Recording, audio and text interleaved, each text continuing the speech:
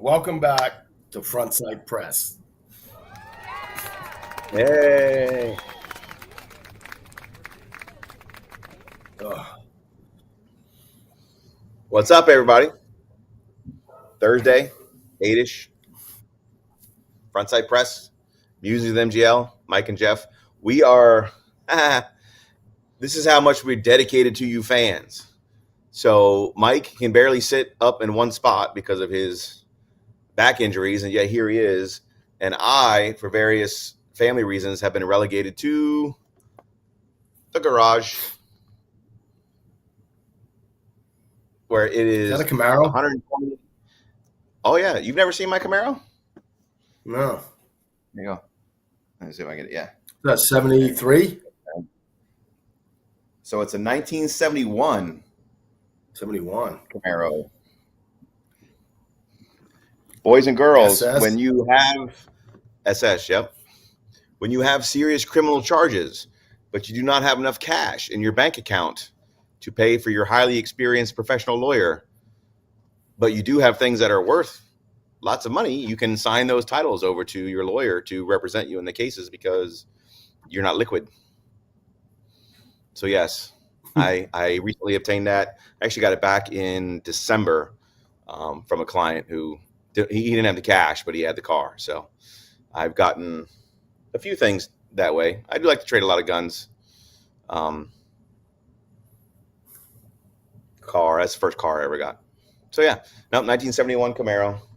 I've even I've entered in a couple car shows already. Got me about 3 or 4 different little fancy trophies.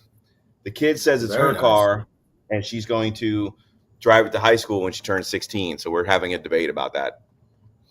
Still, right? She claims that it's hers. So yeah, so that's the Marrow. But no, I'm out in the garage because we're still painting and doing all the construction in the room that's usually our studio, and then we're getting ready to go, as I mentioned last time, on our trip Saturday to Europe for a couple of weeks. So everybody's packing, doing laundry, getting their suitcases out because we're gonna leave in a couple of days. So I've been kicked out into the garage. So it's 110 degrees. The lighting sucks. The neighbors will probably be walking by with their dogs or mowing lawns or whatever. But again, dedication. We're here for you fans. The 4 of you are really important to us, and so we suffer through pain and heat and exhaustion to come here to provide you with quality entertainment. So welcome. Well, it's not first.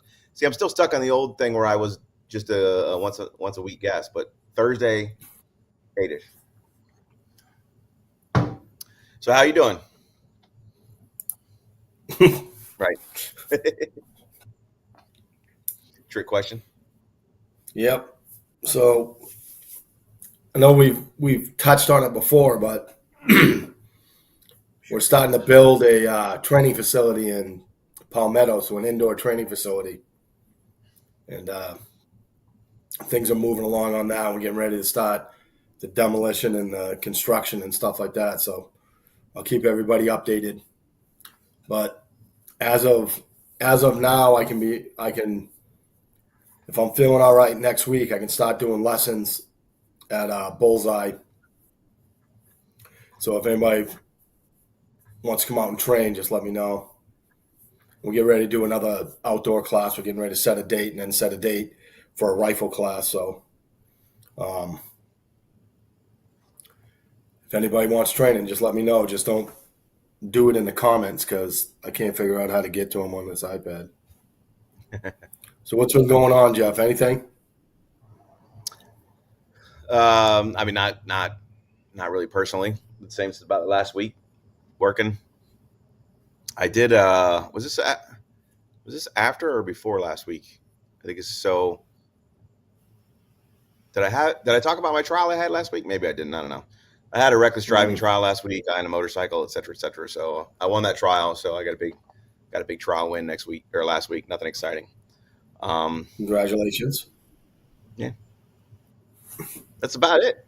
Our secretary just quit, so that's always good news. Right before you go on vacation, your staff puts in a notice and says, when you get back from vacation, you're going to need a new secretary. So that's going to be a lovely thing to worry about while we're overseas. But we're going to push through and we'll figure it out. So if anybody out there is looking for a job as a legal assistant with any sort of background, or knows anybody that is a legal assistant or paralegal or is looking for a job, we have an opening. So anybody who wants to come work for the Young Law Group, Minnesota Gun Lawyer, whatever, you got a little bit of legal background, shout out, call the office, send me an email, message me on Facebook or whatever. We won't be doing anything for a couple of weeks until we get back, but we will be needing somebody towards the end of the month and the middle of next month. So anybody knows anybody, reach out. We're a great place to work. So other than that, living the dream as always. What's been going on? Like, what's the deal with the bracing? And I hate to beat that thing again, but Dead horse, yeah. Nothing. I think from the NRA saying they're gonna get in on the lawsuit, and then their members are covered or whatever. Nope. No, I mean, nothing has changed from last week when Cindy was here. Still, the only injunction that's in place is the one that we talked about with the other group. What is it? Firearms carry or whatever that group is that you joined. I can't remember. And I'm a loyal member too. Yes, but that's the only injunction that's in place, and it's still up in the air as to whether that covers everybody, just the people in the suit, just the people who live in that circuit or whatever. But there's been no new shift. The law went into effect, and again, everybody should have taken action by now. Otherwise, you're a felon. So unfortunately, nothing has changed. So there you go. There is one thing. There's another law that came out, or a ruling, I should say. So I'll talk about it real quick because this is kind of an important thing. One of the reasons why I wanted to have the show tonight. I will preface this as I always preface it when a federal appeals court ruling comes out. A lot of people assume that that's now like, boom, the law of the land. So if you get a circuit in California or Illinois or whatever that comes out with a ruling that says marijuana smokers can possess guns, everybody goes, oh, now all of a sudden I can possess guns. So I preface this with the same thing that I always preface it with, and similar to what we were just talking about with the braces, is this is a federal circuit court of appeals. Hold on. Bless you. Bless you. I think I'm done. Thank you. Yeah, allergic to the law or all the dust out here in my garage. So it's a court of appeals. So whenever the court of appeals in federal court issues a ruling, it technically applies to the people who live in the jurisdiction of that appeals court circuit only. It's not a nationwide law. And then what always happens in these things is they automatically get appealed, so they kind of don't go into effect until they get appealed. But there is a very important ruling that came out. I would consider it very pro Second Amendment. Some people may differ, but that has to do with felons and firearms. So as everybody knows, right now, the state of the law is, under the federal law, is if you are a convicted felon, you are prohibited from having a firearm. You are a prohibited person with a felony conviction. It doesn't matter how old the felony conviction is. It doesn't matter what the facts were surrounding that conviction. It doesn't matter what the charges are. If you get convicted of attempted murder, or if you get convicted of writing a bad check for more than $300, which used to be a felony in Florida, you are treated exactly the same as it relates to the Second Amendment. If you tried to murder somebody last year, or you wrote your bad check when you were 18 in 1975, it don't matter. You're still a convicted felon and you can't have a firearm. You are prohibited forever. This ruling knocks that concept down basically completely. So I'm gonna read through a little bit. This comes from AmmoLand. If you want to get more information, just go to AmmoLand. They actually have a link to the entire ruling. Obviously, I'm not going to read the entire ruling here because it's pretty lengthy. It's 107 pages, so we don't have that much time. But they sum it up succinctly, and so I'll read some of their passages and what they say about it, and then that'll give you an idea. So generally, the ruling is that some felony convictions are not sufficiently based on the historical record to take away rights protected by the Second Amendment. So the first thing to know is this doesn't just throw out the law that says convicted felons can have firearms. What it does is it says there are different types of felonies, and they should not all be treated equal. So again, the attempted murder should not be on the same level as driving without a license or bad check or anything along those lines. So the general takeaway is that they are making a statement that the Second Amendment doesn't automatically take away your rights just because you get a felony conviction. So the opinion was agreed to by 9 of the 15 judges in the circuit. Go read the 107 pages. Here's the summation of it. Brian Range, that's the person. The name of the case is United States versus, or it's Range versus Lombardo, and it's out of the third circuit, which is in like the Illinois area there, kind of in the Midwest. So Brian Range appeals the district court's summary judgment rejecting his claim that the federal felon in possession law violates his Second Amendment right to keep and bear arms. We agree with Range that despite his false statement conviction, he remains among the people protected by the Second Amendment. And because the government did not carry its burden of showing that our nation's history and tradition of firearm regulation support disarming Range, we will reverse and remand. Yes, there's an irony that the guy's name is Range, and it's about the firearm stuff. That's not lost on me. So here's a short explanation of the case. The material facts are undisputed. In 1995, so basically 20 years ago at this point, actually 30 years ago, right? 95, 05, 15, yeah. So 30 years ago, I suck at math. That's why I went to law school. So in 1995, Range pleaded guilty in the Court of Common Pleas of Lancaster County to one count of making a false statement to obtain food stamps in violation of Pennsylvania law. In those days, Range was earning, listen to this, Range was earning $9 and $9.50 an hour as he and his wife struggled to raise 3 young children on $300 per week. Range's wife prepared an application for food stamps that understated Range's income, which she and Range signed. Though he did not recall reviewing the application, Range accepted full responsibility for the misrepresentation. So this is a guy who 30 years ago lied on a form about how much his income was so that he can get some public assistance. Now, I don't like that either. Obviously, nobody likes that. You're ripping people off, taking on the government dole. I understand that. But that's what his crime was. It's not a crime of violence. There's no drugs involved. He basically lied on a form. So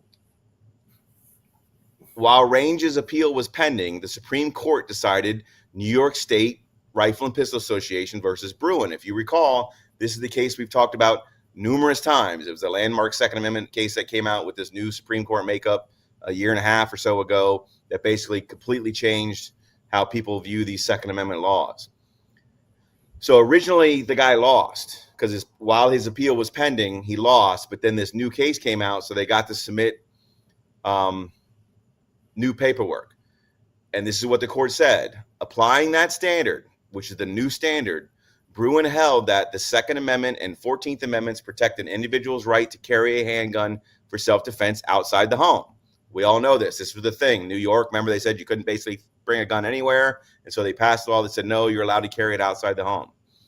But the where question decided in Bruin is not at issue here. Range's appeal instead requires us to examine who is among the people protected by the Second Amendment. Our holding decides nothing about who may lawfully possess a firearm. Range claims he is one of the people entitled to keep and bear arms and that our nation has no historical tradition of disarming people like him. The government responds that Range has not been one of the people since 1995 when he pleaded guilty in Pennsylvania State Court to making a false statement on his food stamp application and that his disarmament is historically supported. The court, however, said, because Range and his proposed conduct are protected by the Second Amendment, we now ask whether the government can strip him of his right to keep and bear arms. To answer that question, we must determine whether the government has justified applying the federal charge about a prohibited person to Range by demonstrating that it's consistent with the nation's historical tradition of firearm regulation. We hold that the government has not carried its burden. So again, to get a little bit down in the weeds, remember what the court did in that Bruin case is they set a new standard for Second Amendment.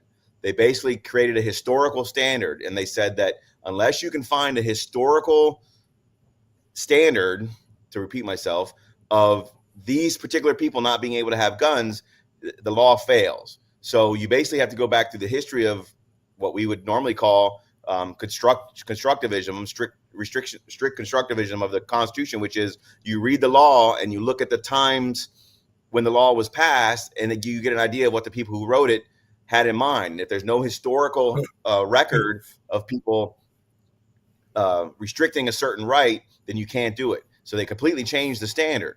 And so because they changed the standard, they said they can't take him of his rights. Our decision today is a narrow one. He challenged the constitutionality of the entire statute only as it applied to him, given his violation of the Pennsylvania law. Raines remains one of the people protected by the Second Amendment. His eligibility to lawfully purchase a rifle and a shotgun are protected by his right to keep and bear arms.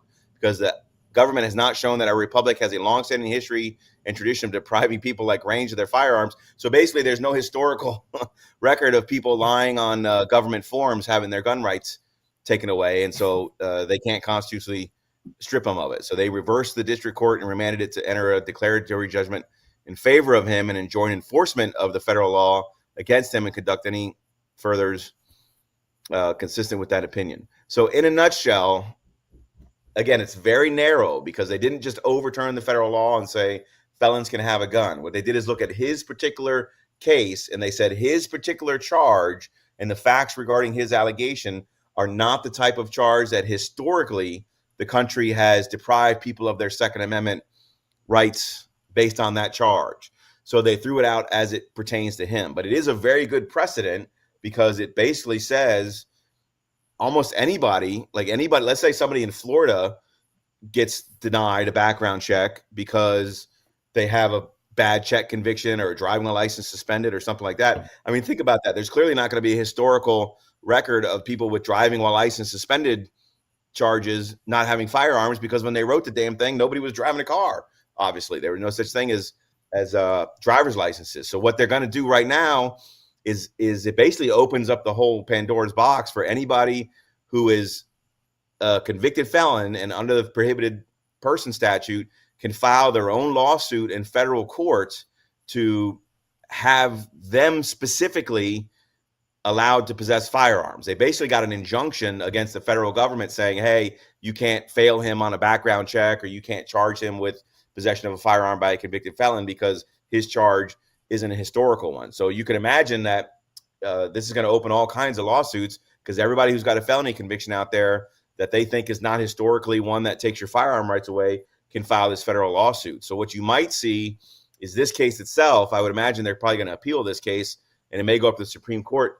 They may make some blanket rule that just throws out the whole felon in possession concept, or I don't know what they're going to do, because I don't think they're going to be able to come up with any sort of framework that says, people with third degree and second degree felonies can have firearms, but people with first degree felonies, or if you're going to say only people with violent convictions can do it, but others can't. And then your question is, well, what's considered a violence conviction? Because there are some that are just assaults, which are threatening with words, but they're not actually physical violence. So I don't know what's going to happen with this case. I think it's a big plus for Second Amendment because it does annoy me when people call me up after like 30 years and say, oh, I have an old, white collar crime or some stupid crime, even drugs. Somebody's got a felony amount of marijuana in the 70s and now they can't have a firearm. They should be able to get their firearm rights back or not have them taken away in the first place. Obviously, most people would agree that if you've got certain violent crimes, you shouldn't get them back. But even though I'm a defense attorney, I'm one of those people that, look, if you get a conviction for attempted murder, you should just go to prison for the rest of your life. And nobody cares whether you can possess a firearm or not, because you're not going to be on the street. You get rape, child molestation, murders, you get convicted of those, you shouldn't be released from prison anyway. So they'll never have access to firearms. Anything below those type of serious crimes, in my opinion, there should be a way to either not take your firearm rights away, or there's got to be a really easy process to get your firearms back through an application with the federal government or something like that. But long story short, that is a new circuit ruling out of the Third Circuit, kind of out there in the Midwest, like I said, Pennsylvania area, Chicago, etc. Basically coming out with what I believe is a blanket concept that not all felonies are created equal. And if you're somebody out there, I mean, I'm not going to do it because I don't practice this type of law, but if you're somebody out there who has one of these old felony convictions that you think are similar to this kind of concept, you should maybe do some research and try and find a a firearm firm out there or somebody who might represent you in a case like that, because you got to sue the federal government. That's not my cup of tea. Like I don't sue federal governments. I don't do civil lawsuits, etc. I would suggest, or you may see it, that some of these big groups, the NRAs of the world, the Florida Firearm Carries, the Gun Owners of America, they should start taking on some of these cases for their members. Of course, you shouldn't be a member, I guess, if you're a convicted felon, but they should come up with some sort of a class action lawsuit or something like that to get a whole bunch of people on a list and start filing these all across the nation and start pushing this issue, in my opinion. But that's it. In quick summation, that's the newest law that came out. Nothing else exciting has really happened in the legal community, but that was kind of a big deal. It was all over the interwebs. It was all in the legal communities. It was getting texted to me from various other lawyers. So it's actually kind of a big deal. So there you go. I mean, what felonies did they have back then besides assault? The serious ones, murder? right? Yeah, right. You didn't have drug dealing, right? You'll probably find some weird ones, goat stealing, or I don't know. There's probably some weird felonies about riding your horse on Sundays after the sunset or something. I mean, there's the problem is you probably find some weird. If you're a goat stealer, you probably shouldn't have a firearm. That's all I'm saying. Right.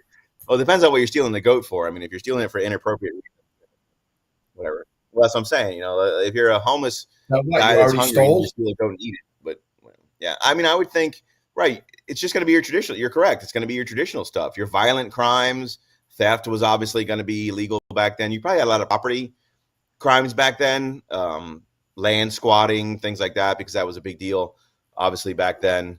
So, right, I think, I mean, you may find a historical, it doesn't necessarily have to be in 1776, but it has to be of something that has been historically been done for a long time. And basically just a blanket ruling of felonies going back to when the Prohibited Persons Act was passed is not going to be enough. You're going to have to find a specific law that has historically done it.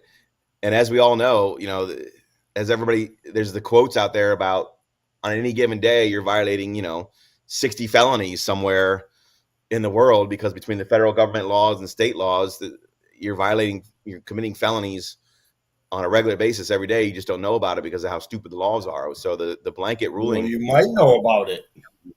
Yeah. Well, some people might.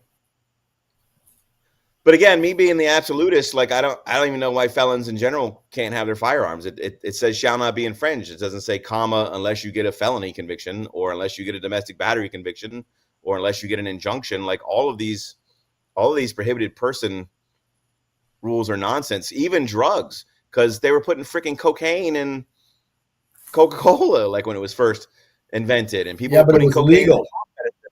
Right, they're putting cocaine in their cough medicine in the 1700s and stuff. So I don't even know how you could take somebody's gun rights away for drugs, because historically, up until recently, all those narcotics were legal.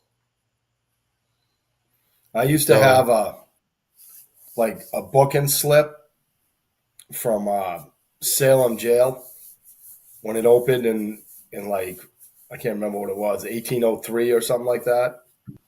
And they would give like 30 days in jail for swearing in public. Right. See, $1 ain't that bad. Right. That's all I'm saying. Right. And most likely, most of those were misdemeanors. But it's just like back then, you get arrested for anything. Well, and again, the whole concept of misdemeanors and felonies is a pretty, I mean, it's historically in the common law, because we even have high crimes and misdemeanors listed in the Constitution. So they knew what the concepts were, but the felonies were right. They were few and far between. They were like your serious crap, your crimes of violence or whatever. And again, you may have had a few weird things in there when it came to, like, there was probably a time where not returning somebody's runaway slave, I'm sure, was a felony or whatever. And certainly that wouldn't be a historical thing that anybody would follow along with these days. So you may find an odd law here and there that would cover that. But I would say up until 75 years ago, most of the crimes in the country were misdemeanors. And then all of a sudden they just decided to make everything felonies up and down the dial. And it's really caused a problem for a lot of people. I think there should be time. I mean, an easy way to fix it might be time frames on that too. I mean, after 10 years, it should go away. It shouldn't be on there for the rest of your life, or an age thing. If it was, if you were in your 20s when you did it, and now you're in your 40s, most people are completely different people. And if you haven't lived a good life since then, you'll have other convictions on your record or other domestic violence things or whatever, and you'll be a prohibited person. But if what you have on your record is one felony from 20 or 30 years ago, that's not a rape or a murder, I don't understand this concept. There's no other right that you do that with except for the right to vote. And now everybody's coming around and saying you can't do that on voting either. So I don't know why they can still do it on firearms. It's just one of those weird things. But looks like it's moving in the right direction. I don't know. You're a bad person. You do bad things. You should be punished for it. That's it. Right. So they're voting on something next week. Spradley says. Good. Who's they? Is that pushing Jeff. for a vote on the braces? Yeah, a couple of people's videos pop up. Watched half, but apparently, come on. Yeah, next Tuesday they're going to vote on. Next Tuesday they're going to vote on the brace rule in Congress, but it's not going to go anywhere. Why not? Because it's got to get through the Senate, and then he's just going to veto it. Wow. Yeah, that's because he's a piece of shit. Right. Last week, yeah, in the House, it would be very difficult to support a Congressional Review Act, a resolution aimed at ATF. Refused to back down and vote to raise his excess. The resolution appeared dead. Supreme Court teamed up to take on the swamp and call. Yeah. So yeah, there's trying to force a vote next Tuesday in the House of Representatives to strike down the ATF law. So they got to hold the entire Republican caucus together in order to pass that and not peel off the 4 or 5 people necessary to pass it. Then it's got to get more than 50 or more than 60 votes in the Senate, which it's never going to do because there's only 48 Republicans over there. And I'm not sure the wishy-washy Mitt Romneys of the world would even go along with it. So they're never going to get 60 votes in the Senate. And if by some miracle they did, he would just veto it when it hit his desk. Like today, he vetoed the bill about the debt forgiveness for student loans. So remember, he did an executive order that forgave like $10,000 worth of student loans for everybody who has student loans.